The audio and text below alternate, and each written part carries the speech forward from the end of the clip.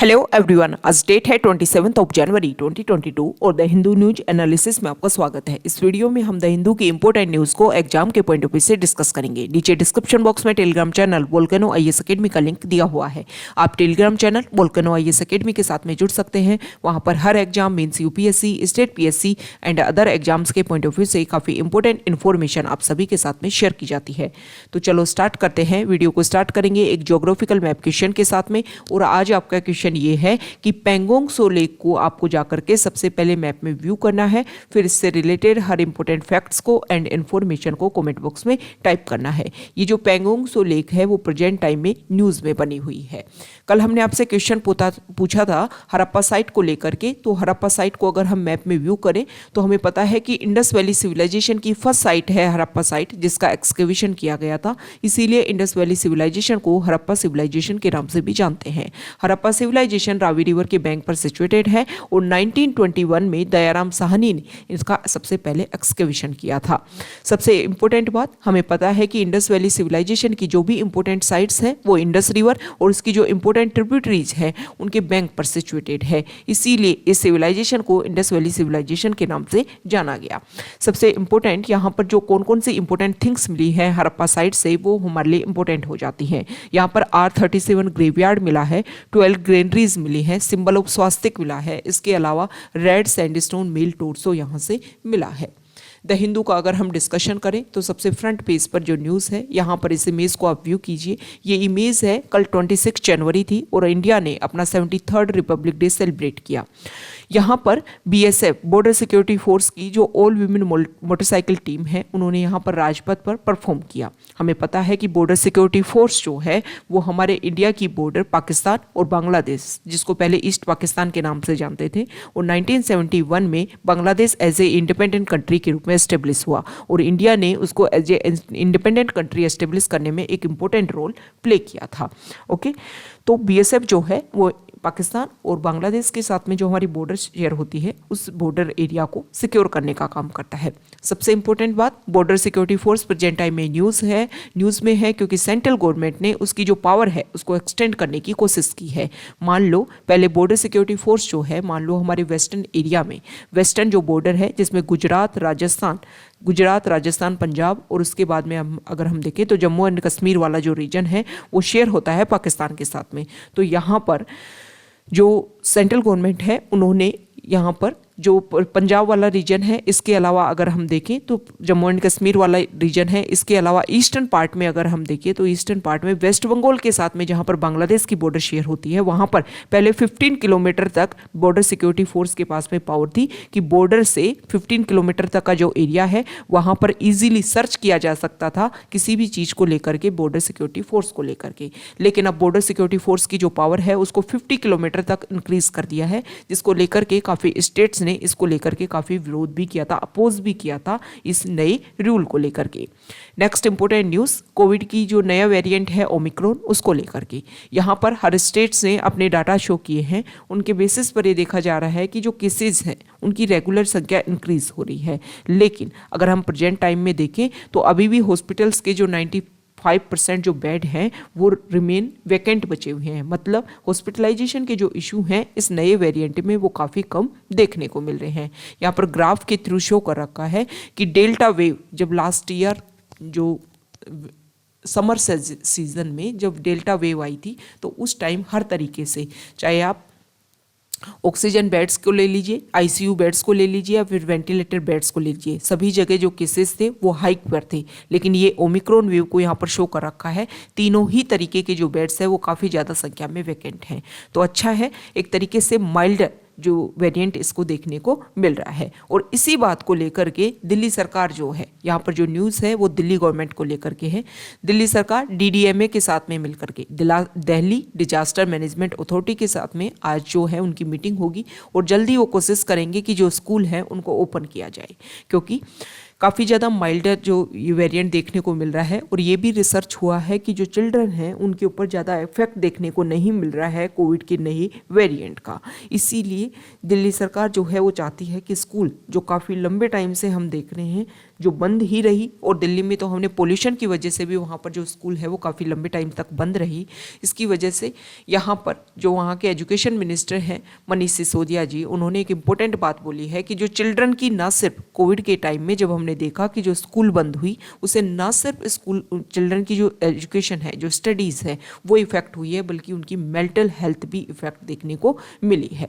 तो इसके लिए स्कूल दोबारा से रीओपन होनी चाहिए, क्योंकि ऑफलाइन क्लासेज को आप ऑनलाइन स्टडी से कभी भी रिप्लेस नहीं कर सकते हो।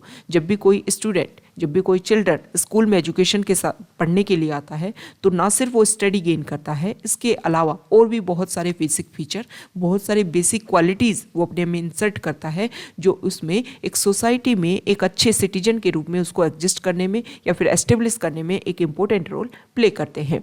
नेक्स्ट इम्पोर्टेंट न्यूज़, यहाँ पर जो आर्टिकल है वो अभी बजट सेशन है।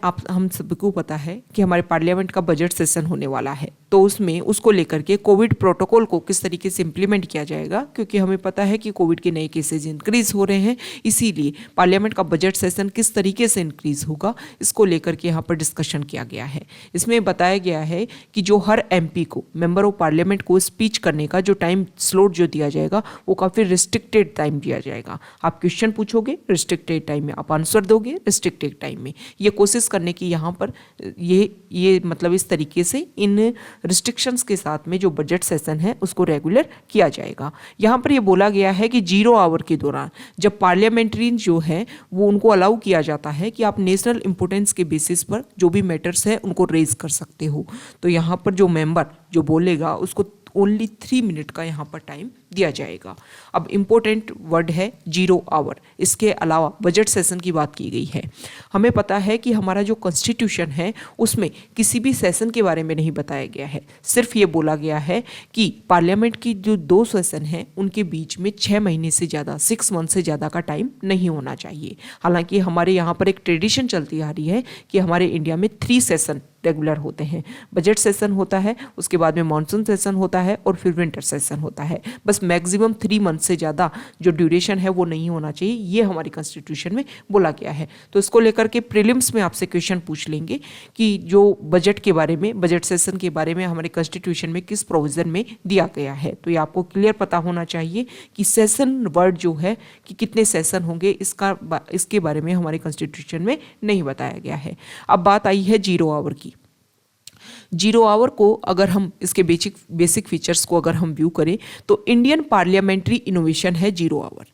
इसके बारे में जो पार्लियामेंट्री रूल्स बुक है वो इसमें मेंशन नहीं किया गया है। इसमें जब भी ये लगता है कि MP को ये लगता है कि किसी मैटर को उठाना है तो विदाउट एनी प्रायर नोटिस जो MP है, मेंबर ऑफ पार्लियामेंट जो है, वो किसी भी मैटर को उठा सकता है, रेज कर सकता है। अगर हम सिंपल लैंग्वेज में समझे तो 0 आवर जो है वो क्वेश्चन आवर के जस्ट बाद में स्टार्ट होता है, और जब जो हमारी जो हाउस जो रेगुलर मिलता है उसका जो रेगुलर बिजनेस है, मतलब उसका उस दिन का जो एजेंडा है उससे पहले यहाँ समझिए क्वेश्चन आवर, और यहाँ पर जो सेशन का जो मेन एजेंडा है, डे का जो मेन एजेंडा है, उसके बीच का जो टाइम ड्यूरेशन होता है उसको बोलते हैं 0 आवर। सिंपल वर्ड्स में अगर हम बोले तो क्वेश्चन आवर और एजेंडा ऑफ द डे जो है उसके बीच का जो गैप है उसी को 0 आवर के नाम से जानते हैं। और इसको इंडियन पार्लियामेंट्री जो इनोवेशन है, मतलब इंडियन पार्लियामेंट ने ही इसको इनोवेट किया है 0 आवर को। ये इंपॉर्टेंट थिंग्स है। तो प्रीलिम्स में हमारी जो पॉलिटी है उसके बेसिक फीचर्स को लेकर के, बेसिक टर्म्स को लेकर के काफ़ी ज़्यादा क्वेश्चंस पूछे जाने लगे हैं इस बार। अगर इस टाइम, अगर रेगुलर टाइम अगर आप प्रीलिम्स के पेपर्स को व्यू कर रहे होगे UPSC प्रीलिम्स के, तो आप अच्छे से समझ पाओगे कि यहाँ पर जो भी हमारी बेसिक टर्म्स हैं उनको लेकर के ज़्यादा क्वेश्चंस पूछे जाने लगे हैं। नेक्स्ट इंपॉर्टेंट न्यूज़ यहाँ देखिए पेज नंबर 5 पर। यहाँ पर जो इम्पोर्टेंट आर्टिकल है फर्स्ट, इसमें देखो ये बताया गया है कि जो आंध्र प्रदेश स्टेट है उन्होंने 13 न्यू डिस्ट्रिक्ट क्रिएट करने की बात कही है। इसके अलावा इन्होंने ये बोला है कि जब उगाड़ी जो तेलुगु न्यू ईयर होता है उस टाइम ये जो न्यू डिस्ट्रिक्ट हैं उनको फोर्स में लाया जाएगा। अब ये जो उगाड़ी जो फेस्टिवल है यहाँ का, इसके बारे में हमें इंपॉर्टेंट फैक्ट्स देख लेने हैं।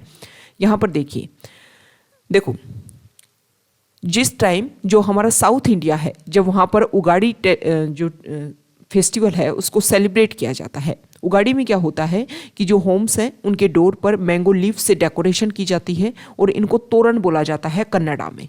जो उगाड़ी फेस्टिवल जब सेलिब्रेट किया जाता है हमारे साउथ इंडिया में, यहाँ पर आंध्र प्रदेश, तेलंगाना और तमिलनाडु वाले एरिया में, कुछ एरिया में, तो उसी टाइम हमारे इंडिया के अलग अलग पार्ट में जो न्यू ईयर है उनको अलग अलग नाम से जाना जाता है। मतलब अलग अलग कल्चर में अलग अलग नाम से जो न्यू ईयर है, न्यू ईयर जो है वो सेलिब्रेट किया जाता है। जैसे कि जम्मू एंड कश्मीर वाला एरिया अगर हम देखें तो उसको नवरे नाम से जानते हैं। यहाँ पर पंजाब वाला एरिया देखें तो उसको बैसाखी के नाम से जानते हैं। यहाँ पर चैत्र प्रतिपदा के नाम से जानते हैं। मध्य प्रदेश, उत्तर प्रदेश वाला एरिया और राजस्थान का ईस्टर्न पार्ट वाला एरिया जो है चैत्र प्रतिपदा। इसके अलावा यहाँ पर अगर देखें तो इसको शीतल के नाम से जानते हैं बिहार में। इसके अलावा यहाँ पर देखिए पोहेला बोईसाख के नाम से जानते हैं। यहाँ पर अगर हम देखें जो हमारा नॉर्थ ईस्ट वाला पार्ट है वहाँ पर बिहू के नाम से जानते हैं और यहाँ पर चेरोबा के नाम से जानते हैं। और यहाँ पर जो हमारा केरला जो स्टेट है वहाँ पर इसको विसु के नाम से जानते हैं। और यहाँ पर तमिलनाडु का जो यहाँ पर ईस्टर्न पार्ट अगर हम देखें तो यहाँ पर पुथांडु के नाम से उसको जानते हैं। तो ये इंपॉर्टेंट नेम है। हमारे आर्ट एंड कल्चर से रिलेटेड हमसे पूछ लिया जाएगा कि हमारे यहाँ पर एक फेस्टिवल के नाम पर भी कितनी डाइवर्सिटी देखने को मिलती है। तो इस तरीके से आप इसको रिप्रेजेंट कर सकते हो। अभी हमने कुछ सम टाइम पहले डिस्कस किया था कि जब मकर संक्रांति सेलिब्रेट की जाती है नॉर्दर्न इंडिया में, उस टाइम भी इंडिया के अलग अलग पार्ट में मकर संक्रांति को अलग अलग नाम से जाना जाता है। वो नेम भी हमने डिस्कस किए थे, उनका मैप हमने टेलीग्राम चैनल पर शेयर कर दिया है और ये जो मैप है वो भी आपको टेलीग्राम चैनल पर उपलब्ध करवा दिया जाएगा। नेक्स्ट इंपॉर्टेंट न्यूज़ यहाँ देखिए, यहाँ देखो आंध्र प्रदेश में एक इशू देखने को मिल रहा है। वहाँ पर स्पोर्ट बिल्ड पेलिकन जो हैं वो एक मास में, मतलब बहुत सारी संख्या में यहाँ पर ये जो बर्ड हैं इनकी डेथ देखने को मिल रही है। जब इनको डिस्कस किया गया और ये पता चला कि किस वजह से हो रही है तो ये बोला जा रहा है कि इनमें कुछ इस तरीके के इंसेक्ट इनमें एंटर कर चुके हैं जिसकी वजह से इन बर्ड्स की डेथ हो रही है। अब यहाँ पर इम्पोर्टेंट बर्ड एरिया की बात की गई है कि कहाँ पर ये इशू देखने को मिल रहा है। इसके बारे में अगर हम देखें तो यहाँ है नोआपाडा स्वैम्प जो है, जो आंध्र प्रदेश के एक डिस्ट्रिक्ट में सिचुएटेड है, यहाँ पर ये इशू देखने को मिल रहा है। ओके, तो ये जो नोआपाडा जो स्वैम्प है ये इंपॉर्टेंट हो जाता है। लास्ट ईयर हमने देखा था 1-2 साल पहले जो राजस्थान का जो सांबर लेक है वहाँ पर भी इस तरीके के इशू देखने को मिले थे कि माइग्रेटरी बर्ड्स जो हैं वो काफ़ी ज़्यादा संख्या में वहाँ पर उनकी डेथ हुई थी। इन चीज़ों को आप रिलेट कर सकते हो कि हमारे जो भी रिजर्व वाटर है वहाँ पर पोल्यूशन लेवल इतना इंक्रीज हो चुका है जिसकी वजह से जो माइग्रेटरी बर्ड्स हैं उनकी ऊपर काफ़ी ज़्यादा डिफेक्ट देखने को मिलता है। हम टाइम के अकॉर्डिंग ये भी देख रहे हैं कि हमारे इंडिया में इस टाइम जो भी हमारे वेटलैंड साइट्स हैं उनका जब देखा गया कि वहाँ पर कितने माइग्रेटरी बर्ड्स वहाँ पर आए हैं तो हमने ये देखा कि माइग्रेटरी बर्ड्स की संख्या जो है वो हर जगह कम हो रही है। इसके बहुत सारे कारण हैं, पोल्यूशन लेवल इसका मेन रीज़न है। दूसरा कारण ये है कि जो भी हमारे वेटलैंड एरिया है वहाँ पर नॉइज़ काफ़ी ज़्यादा इंक्रीज़ होने लगा है, मतलब ह्यूमन एक्टिविटी बहुत ज़्यादा इंक्रीज़ हो गई है और जो माइग्रेटरी बर्ड्स यहाँ पर आते हैं उनका जो हैबिटाट है उसको एनक्रोच किया जा रहा है। एक कारण ये भी हो सकता है कि जो हमारे लेक्स हैं उनका काफ़ी ज़्यादा जो टेम्परेचर है वो इंक्रीज होता जा रहा है, वाटर का टेम्परेचर इंक्रीज होता है due to pollution level, due to climate change. इसकी वजह से भी माइग्रेटरी बर्ड्स की जो संख्या है, नंबर्स जो है वो इंडिया में काफ़ी कम देखने को मिल रहे हैं। Next important article page number 6 पर, एडिटोरियल पेज पर, यहाँ पर जो फर्स्ट आर्टिकल है अभी हमने देखा कि पाकिस्तान में पाकिस्तान हिंदू काउंसिल ने वहाँ की गवर्नमेंट को बोला कि आप इंडियन गवर्नमेंट के साथ में एक ऐसे रिलेशन, एक ऐसे एग्रीमेंट साइन कीजिए जिसमें हम एयर रूट का यूज़ करते हुए हमारे से यहाँ पर जो पिलग्रिम्स हैं, पाकिस्तान से जो पिलग्रिम्स हैं उसमें हिंदू, सिख और मुस्लिम उन तीनों को इंडिया की विजिट पर भेजा जाए और इंडिया से भी अगर पिलग्रिम्स हमारे यहाँ पर आना चाहते हैं तो उनको एयर रूट के थ्रू यहाँ पर लाया जाए। सबसे पहले इस आर्टिकल में एक बात बताई गई है कि देखो इंडिया और पाकिस्तान के रिलेशन की अगर हम बात करें तो इस टाइम जो रिलेशन है वो पूरे वर्स्ट, अब तक जितने भी रिलेशन, बायलैटरल रिलेशन हमने मेंटेन किए उनमें सबसे वर्स्ट कंडीशन प्रेजेंट टाइम में है। बहुत सारे लंबे टाइम से इंडिया और पाकिस्तान के बीच में जो हमारे डिस्कशन है, जो रेगुलर मीटिंग्स हैं, जो हमारी बायलैटरल और मल्टीलेटरल लेवल की जो मीटिंग्स हैं, कोई पॉलिटिकल डायलॉग नहीं है। पिछले 5 साल से पीस टाइम में भी, ऐसा नहीं है कि कोई वॉर टाइम चल रहा है, पीस टाइम में भी सबसे वर्स्ट लेवल के हमारे रिलेशन बने हुए हैं।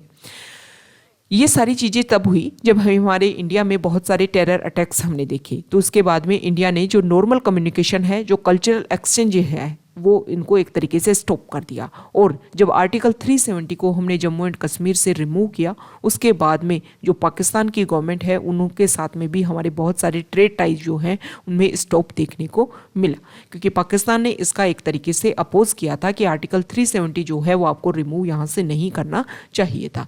कोविड-19 पेंडेमिक की वजह से जो रिस्ट्रिक्शंस हैं वो और ज़्यादा हाईली इम्प्लीमेंटेड हो गई, बॉर्डर जो है उनको बिल्कुल क्लोज कर दिया गया। लेकिन प्रेजेंट टाइम में हम देखें कि 2019 में जो करतारपुर कॉरिडोर जो ओपन किया गया, जिसमें सिख जो कम्युनिटी है उसको एक तरीके से रेगुलेट किया गया, क्योंकि उसके बहुत सारे इंपॉर्टेंट श्राइन जो है वो पाकिस्तान में सिचुएटेड हैं, तो उनको बेनिफिट देने के लिए ये करतारपुर कॉरिडोर जो है वो कनेक्टिविटी प्रोग्राम लाया गया। लगभग 2 साल तक कोविड के टाइम भी ये लगभग बंद रहा। अभी दोबारा नवंबर 2021 में इसको दोबारा से ओपन किया गया है।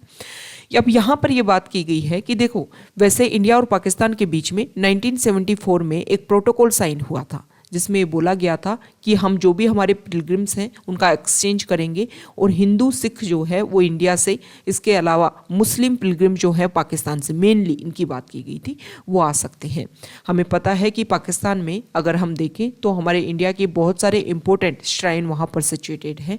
सबसे पहले अगर हम बात करें हिंदू कम्युनिटी की, तो हिंगलाज माता मंदिर बलूचिस्तान में है, परमहंस मंदिर खैबर पख्तूनवाला में है। इसके अलावा इंडिया में अगर हम बात करें तो अजमेर शरीफ दरगाह है राजस्थान में, दिल्ली में निजामुद्दीन औलिया है, इसके अलावा अदर साइट्स भी हैं। तो इनको लेकर के कनेक्टिविटी की जा सकती है। तो यहाँ पर पाकिस्तान हिंदू काउंसिल ने इसी कनेक्टिविटी के लिए अपना रोल प्ले करने की कोशिश की। लेकिन जिस तरीके से हमारे रिलेशन है उनको देख कर के लगता है कि इस तरीके का जो एयर रूट है उसके ऊपर डिस्कशन होना अभी प्रेजेंट टाइम में मुश्किल है। लेकिन इस आर्टिकल में राइटर ये बोलते हैं कि अगर हम समझदारी से काम लेते हुए इस प्रपोजल को एक्सेप्ट करते हैं और एक तरीके से जो वाइजर डिसीजन अगर हम लेते हैं, तो बहुत सारे हमारे जो रिलेशंस हैं वो काफ़ी इजीली तरीके से मेंटेन हो सकेंगे। क्योंकि राइटर का ये मानना है कि जब पीपल टू पीपल कनेक्टिविटी दोनों कंट्रीज़ में आएगी, इसकी वजह से ही इंडिया और पाकिस्तान के बीच में जो गुडविल है वो बिल्ट हो पाएगी। नेक्स्ट इंपॉर्टेंट आर्टिकल यहाँ पर जो आर्टिकल है वो रिट्रोएक्टिव टैक्स डिस्प्यूट को लेकर के है। ठीक है, रिट्रोएक्टिव टैक्स डिस्प्यूट को अगर हम देखें तो अभी प्रेजेंट टाइम में बहुत सारी कंपनीज के साथ में इंडिया का कुछ इशू रहा।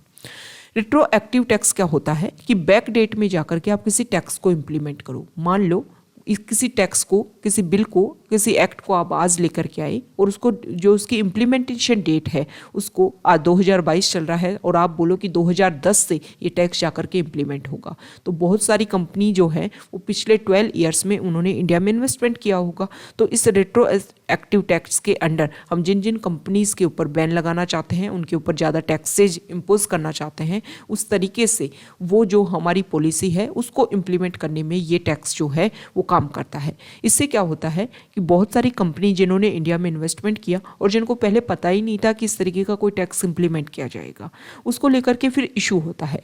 अभी हमने देखा कि ब्रिटिश फर्म है केयर्न एनर्जी, उन्होंने इंडिया के साथ में रिलेशन हुआ, इंडिया के साथ में इस तरीके का इशू देखने को मिला और फिर इंडियन गवर्नमेंट को ये ऑर्डर दिया गया कि भाई जो भी आपने रेट्रोएक्टिव टैक्स जो इनके ऊपर इम्प्लीमेंट किया है और जो भी मनी आपने इनसे छीनने की कोशिश की है वो आपको इनको रिवर्स करना होगा।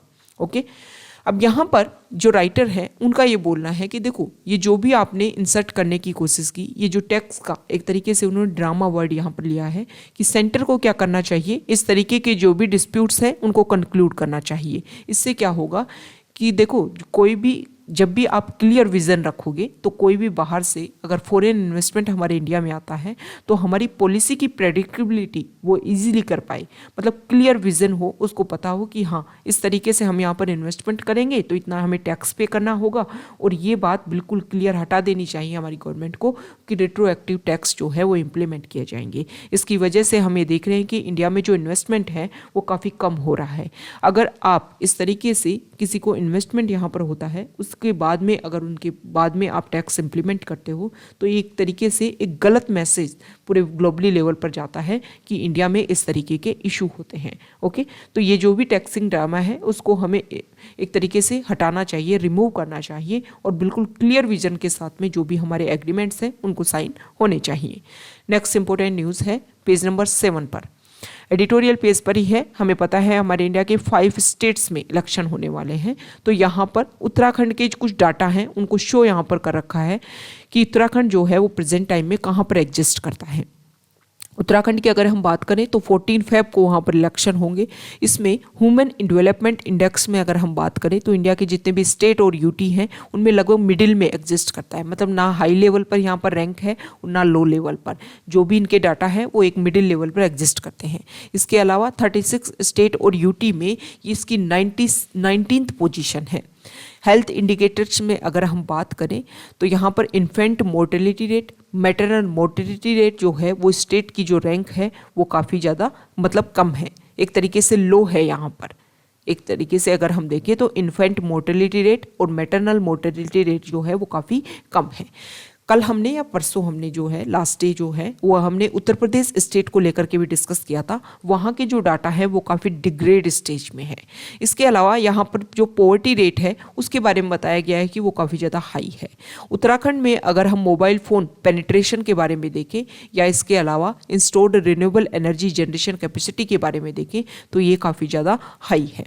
इसके अलावा अगर हम बात करें तो पंचायती राज में मतलब आपकी 3rd लेवल ऑफ गवर्नमेंट जो होती है उसमें वीमेन का पार्टिसिपेशन यहाँ पर जो है वो काफ़ी ज़्यादा हाईएस्ट लेवल पर है। ये इंपॉर्टेंट बात है कि वीमेन को आप एक तरीके से इंक्लूजन कर रहे हो आपके जो भी पॉलिसी मेकिंग फीचर्स है उन सभी में। इसके अलावा जो हमारा इक्वलिटी है उसको भी इंक्रीज किया जा रहा है। Next important news page number 9 पर, यहाँ पर रिपब्लिक डे सेलिब्रेशन को लेकर के बहुत सारी इमेज शो कर रखी हैं। हर स्टेट में जो सेलिब्रेशन हुआ उसके बारे में यहाँ पर बता रखा है और राजपथ पर किस तरीके से रिपब्लिक डे सेलिब्रेट हुआ उसके बारे में यहाँ पर बताया गया है। सबसे पहले तो हमारा जो फ्लाई पास्ट है वो इस बार काफ़ी शानदार रहा। हमारे यहाँ पर राफेल फाइटर को उड़ाने वाली pilot Shivangi Singh first women के रूप में उन्होंने इंडियन एयरफोर्स का जो टर्न आउट हुआ उसमें पार्टिसिपेट किया। इसके अलावा अगर हम देखें तो 75 जो हमारे यहाँ पर इंडियन एयरफोर्स के जो भी यहाँ देखिए इंडिया ने अपना 73rd रिपब्लिक डे सेलिब्रेशन किया और इस टाइम जो हमने शोकेस किया एक तरीके से हमारी जो इंडिया की जो स्ट्रेंथ है उसमें हमने मिलिट्री जो हमारी जो पावर है उसको शो किया। तो एयरफोर्स की अगर हम बात करें तो हमारे जो भी इम्पोर्टेंट एरोप्लेन्स हैं, जो भी हमारे इम्पोर्टेंट मिलिट्री वेपन्स हैं उन सभी को हमने शो करने की कोशिश की। इसके अलावा 75 एयरक्राफ्ट जो हैं उन्होंने इसमें पार्टिसिपेट किया इस फ्लाई पास्ट में। ये इम्पोर्टेंट है क्योंकि हम 75th ईयर ऑफ इंडिपेंडेंस में एंटर कर चुके हैं। इसके अलावा यहाँ पर जो इम्पोर्टेंट जो सेलिब्रेशन हुआ उसमें अगर हम देखें तो वीमेन का जो पार्टिसिपेशन है वो काफ़ी ज़्यादा हुआ। जो हमारे मिलिट्री के जो कंटिजेंट थे उनको रिप्रेजेंट करने की कोशिश करवाई गई एक तरीके से हमारी जो वीमेन है उनके द्वारा। यहाँ पर अगर हम बात करें तो टाइम के अकॉर्डिंग हमारी जो आर्मी की जो ड्रेस है, जो यूनिफॉर्म है वो किस तरीके से चेंज हुई उन सभी को भी जो हमारे रिपब्लिक डे सेलिब्रेशन है उसमें शो किया गया। और प्रेजेंट टाइम में जो कॉम्बैट यूनिफॉर्म एक नई इंसर्ट की गई है उसको भी यहाँ पर शो करने की कोशिश की गई। इसके अलावा हमारे यहाँ पर 21 टैब्लू जो है टैब्लो को परफॉर्म किया गया, जिसमें सबसे इम्पोर्टेंट हमारे प्रीलिम्स के पॉइंट ऑफ व्यू से या फिर आर्ट एंड कल्चर के पॉइंट ऑफ व्यू से काफ़ी चीज़ें इंपॉर्टेंट हो जाती है। जैसे गुजरात का जो टैब्लो है उन्होंने परफॉर्म किया था 1922 में, वहाँ पर एक ट्राइबल मैस्कर हुआ था उसको वहाँ पर शो किया गया। उसको 100 ईयर्स कंप्लीट हो गए हैं। तो ट्राइबल का हमारे इंडिपेंडेंस में क्या रोल रहा इसको लेकर के मेंस में आपसे क्वेश्चन पूछ लेंगे। ओके, और आपके जो अदर एग्जाम्स हैं उनमें पूछ लेंगे कि 1922 का जो मैस्कर हुआ था उसको लेकर के बेसिक फैक्ट्स पूछ लिए जाएंगे। इसके अलावा अगर हम देखें तो श्री अरबिंदो को 150 ईयर्स कंप्लीट हो गए हैं, उनको भी यहाँ पर जो हमारे किसी मिनिस्ट्री के जो टैब्लो में इसको शो किया गया था तो उसके बारे में भी आपको बेसिक फीचर्स पता करने हैं। सुभाष चंद्र बोस की बर्थ एनिवर्सरी को 125 ईयर कंप्लीट हो चुके हैं तो वो भी हमारे लिए इम्पोर्टेंट है। इसके अलावा जो हमारे एक तरीके से इंडियन पोस्ट जो है उसको भी कुछ ईयर्स कंप्लीट हुए हैं, यहाँ पर उनके बारे में शो कर रखा है कि कितनी जो उनके ईयर कंप्लीट हो गए हैं। तो इंडिया पोस्ट जो है वो भी आपके लिए इंपॉर्टेंट हो जाता है, मतलब पोस्टल सर्विस से रिलेटेड जो बेसिक फैक्ट्स हैं वो भी आपके लिए इंपॉर्टेंट हो जाते हैं। तो ये कुछ बेसिक फीचर रहे हैं हमारे रिपब्लिक डे सेलिब्रेशन के जो हमारे लिए काफ़ी ज़्यादा इंपॉर्टेंट है। यहाँ पर अगर हम बात करें next important news page number 10 पर, पेज नंबर 10 पर सबसे इंपॉर्टेंट जो न्यूज़ है, हमें पता है कि रिपब्लिक डे जो सेलिब्रेशन रहा वो रेगुलर दूसरी बार ऐसा रहा है कि हमारे यहाँ इंडिया पर कोई भी जो फॉरेन से जो भी हमारे यहाँ पर गेस्ट आते हैं वो नहीं रहे, क्योंकि कोविड की वजह से रिस्ट्रिक्शंस लगाया गया था। हमें पहले ये पता था कि सेंट्रल एशिया के जो रिप्रेजेंटेटिव हैं वो इंडिया में आने वाले थे, लेकिन फिर बाद में आज जो है हमारे प्राइम मिनिस्टर उनके साथ में एक तरीके से डिस्कशन करेंगे, उनके साथ में जो भी यहाँ पर जब वो हमारे रिपब्लिक डे सेलिब्रेशन पर आते और जिन भी पॉइंट्स के साथ में पॉइंट के ऊपर उनके साथ में डिस्कशन होता वो सब कुछ अब वर्चुअल मीटिंग में डिस्कस होने वाला है। यहाँ पर सबसे पहले तो जो हमारे रिलेशंस हैं उनको मेंटेन करने की कोशिश की जाएगी, जो भी हमारी कनेक्टिविटी है, ट्रेड कनेक्टिविटी है, उसको इंक्रीज करने की कोशिश की जाएगी। अगर प्रेजेंट टाइम में हम देखें तो $2 बिलियन का प्रेजेंट टाइम में हमारे बीच में जो रिलेशन है, एक तरीके से जो ट्रेड है वो प्रेजेंट टाइम में सिर्फ इतना है। ज़्यादातर हम जो पैसा मनी खर्च करते हैं वो कजाकिस्तान से एनर्जी इंपोर्ट करने में करते हैं। इसके अलावा तो इसको इंक्रीज करने की कोशिश की जाएगी। इसके अलावा energy, health care, connectivity, IT, agriculture, ये सब जो चीज़ें हैं इनमें भी इंक्रीज करने के लिए जो हमारे रिलेशन है उनको इंक्रीज करने की कोशिश की जाएगी। और इसके अलावा अगर हम देखें तो सेंट्रल एशियन कंट्रीज से बहुत सारे स्टूडेंट जो है वो एजुकेशनल अपॉर्चुनिटीज़ के लिए इंडिया में आते हैं और उनके ऊपर भी डिस्कशन किया जाएगा कि किस तरीके से हमारे एजुकेशनल जो रिलेशन है उनको इंक्रीज किया जाए। यहाँ पर बात की जाएगी कि ईरान का चाहबर पोर्ट को इंडिया डेवलप कर रहा है ताकि उसके थ्रू, अफगानिस्तान के थ्रू हम कनेक्टिविटी बनाते हुए सेंट्रल एशियन कंट्रीज तक बात पहुंच सके। तो ये जो स्ट्रेंथन कनेक्टिविटी है इसके ऊपर भी डिस्कशन होगा। कुछ टाइम पहले हमने देखा था कि हमारे जो भी सिक्योरिटी डिप्लोमेट्स हैं उनके साथ में डिस्कशन हुआ था। इन सेंट्रल एशियन कंट्रीज से भी सिक्योरिटी डिप्लोमेट्स हमारे इंडिया की विजिट पर आए थे और उसमें अफगानिस्तान इशू के ऊपर डिस्कस किया गया था। इस आर्टिकल में ये बताया गया है कि संघाई कॉरपोरेशन ऑर्गेनाइजेशन जो है उसके लिए एक मेजर सब्जेक्ट है प्रेजेंट टाइम में कोविड से किस तरीके से लड़ा जाए। ओके, तो संघाई कॉरपोरेशन ऑर्गेनाइजेशन जो है एक इंपॉर्टेंट वर्ड हो जाता है। इसके बारे में अभी हम बेसिक फैक्ट्स व्यू करेंगे। यहाँ पर कोविड को लेकर के, इसके अलावा अफगानिस्तान को लेकर के, रशिया और यूक्रेन के बीच में क्या इशू है उसको लेकर के भी यहाँ पर कुछ डिस्कशन होगा। हमें पता है कि अभी जो कजाकिस्तान वाला एरिया है वहाँ पर कुछ इशू देखने को मिला क्योंकि ऑयल के प्राइस इंक्रीज होने की वजह से यहाँ पर प्रोटेस्ट हुआ।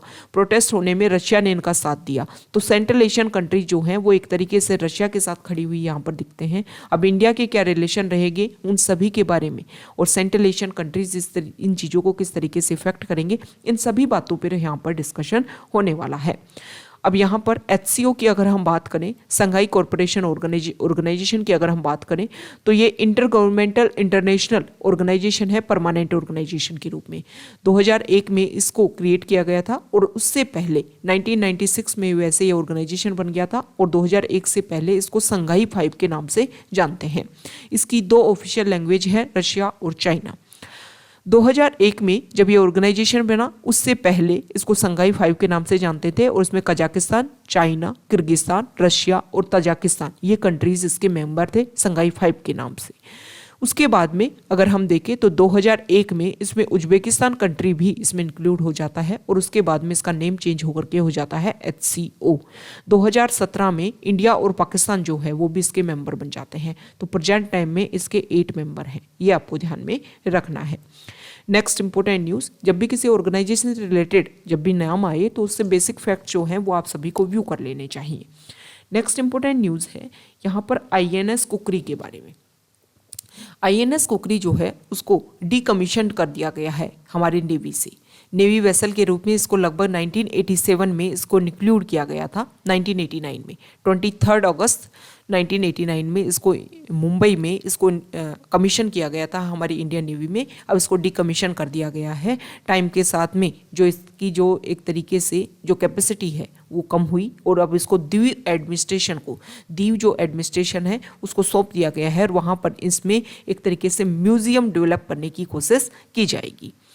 नेक्स्ट इंपॉर्टेंट न्यूज़ यहाँ पर अभी देखो कुछ इशू देखने को मिल रहा है। एक एनटीपीसी का एग्जाम हुआ था और वहाँ पर कुछ इरेगुलरिटीज़ के बेसिस पर कुछ प्रोटेस्ट देखने को मिल रहे हैं। तो यहाँ पर जो हमारे रेलवे मिनिस्टर हैं उन्होंने ये बोला है कि जो भी हमारी प्रॉपर्टी है उनको आप नष्ट मत कीजिए। अगर आपके कुछ इशू हैं तो प्रॉपर्टी को जो डिस्ट्रॉय है जो आप कर रहे हो वो गलत है। इसके बेसिस पर जो भी कंसर्न है उनको रिजोल्व किया जा सकता है।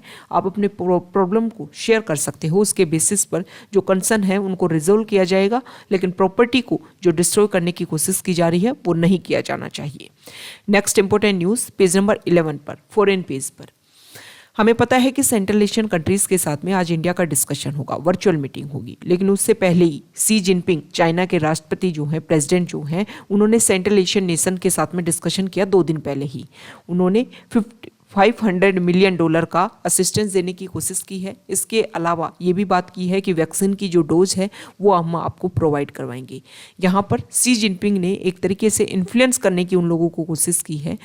अब देखो सी जिनपिंग का एक तरीके से 2 दिन पहले जो वर्चुअल मीटिंग है, इससे ये शो होता है कि जो वो अदर कंट्रीज़ जो इनके साथ में इंडिया जो है वो अपने रिलेशन मेंटेन करना चाहता है, उनको लेकर के चाइना इन्फ्लुएंस करने की कोशिश करता है, ताकि जो डोमिनेंस क्रिएट करने की कोशिश कर रहा है चाइना एशियन कंट्रीज़ में, एशियन एरिया में, इंडो पैसिफिक एरिया में, उसमें ये सभी कंट्री जो हैं वो चाइना के साथ खड़े हो सके।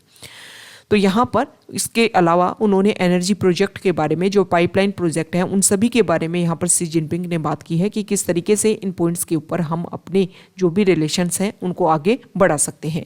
यहाँ पर सी जिनपिंग ने अनाउंस किया है कि 2030 तक दोनों साइड से, मतलब सेंट्रल एशियन कंट्रीज से और चाइना से $70 बिलियन का जो ट्रेड टारगेट है वो उन्होंने अनाउंस किया है। Next important news, Vladimir Putin, Russia के प्रेसिडेंट, उन्होंने ये बोला है कि जो भी इशू प्रेजेंट टाइम में हम देख रहे हैं यूक्रेन और रशिया के बीच में, उसमें हम ये बोलते हैं कि अगर जो यहाँ पर देखिए पुतिन ने ये बोला है कि देखो जो भी नाटो ऑर्गेनाइजेशन है या फिर यूएस गवर्नमेंट जो है वो एक तरीके से रिटर्न में ये बात बोले कि हम नाटो ऑर्गेनाइजेशन को एक्सपेंड नहीं करेंगे। अगर ऐसा होता है तो हम बहुत सारी चीज़ों पर, यहाँ पर देखो, US should give legal security guarantees on NATO, कि नाटो के ऊपर आप सिक्योरिटी गारंटीज दो कि आप उसको एक्सपेंड नहीं करोगे, क्योंकि रशिया ये चाहता है कि यूक्रेन तक आकर के जो यूएस कंट्रीज है वो अपनी यहाँ पर डोमिनेंस क्रिएट ना करे। तो अगर ऐसा होता है तो रशिया और यूक्रेन के बीच में जो कॉन्फ्लिक्ट है वो बिल्कुल भी देखने को नहीं मिलेगा। WHO ने यहाँ पर कोविड के केसेस को लेकर के इंपोर्टेंट स्टेटमेंट दिया है कि टाइम के अकॉर्डिंग अगर हम देखें तो रिकॉर्ड लेवल पर कोविड के केसेस इंक्रीज होते जा रहे हैं। तो ये आज का हमारा डिस्कशन था। द हिंदू की कई इंपॉर्टेंट न्यूज़ को हमने एग्जाम के पॉइंट ऑफ व्यू से डिस्कस किया है। अगर आप यहाँ तक आए हैं, वीडियो आपको अच्छा लगा है तो प्लीज़ वीडियो को लाइक कीजिए, शेयर कीजिए और चैनल को सब्सक्राइब कीजिए। Okay, thank you.